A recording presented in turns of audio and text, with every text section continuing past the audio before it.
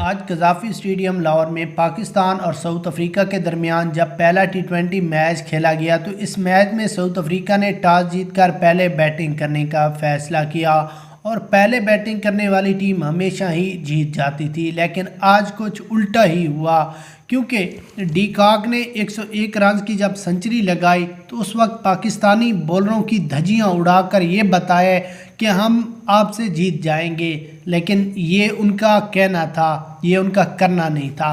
क्योंकि पाकिस्तान की bowling line इतनी आज नाकिस कारकर्दगी दिखाई कि कोई एक बॉलर भी कोई अच्छी विकेट नहीं ले पाया और जो भी आया वो 10 से 15 रन एक ओवर में देकर ही गया है और कोई मेन विकेट भी हासिल ना कर सका, जिस वजह से आज साउथ अफ्रीका का टारगेट 219 रन तक चला गया सिर्फ 20 ओवरों में। और ये टारगेट बनाना बाद वाली टीम के लिए बहुत मुश्किल था, लेकिन मुश्किल पहले था। उस वक्त क्रिकेट शायकीन भी हार मान चुका था कि अब पाकिस्तान के लिए जीतना नामुमकिन है, क्योंकि पाकिस्तान की टीम ना ही कोई अच्छा खिलाड़ी अपनी परफॉर्मेंस दिखाता था ना ही कुछ। लेकिन आज फ़खर जमान ने साबित कर दिया है कि आप पहले वाली पाकिस्तानी टीम को भूल जाएं।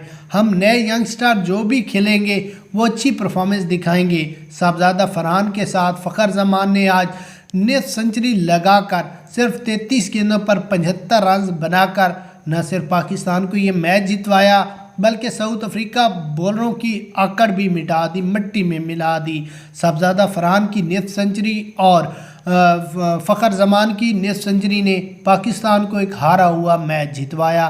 फ़खर और साहबजादा फरहान के अलावा बाबर आजम समेत कोई भी अच्छा खिलाड़ी अपनी अच्छी परफॉर्मेंस दिखाने में कामयाब ना रहा। पाकिस्तान की इस जीत के बारे में आपकी क्या राय है? क्या पाकिस्तान फ्यूचर में भी इसी तरह परफॉर्मेंस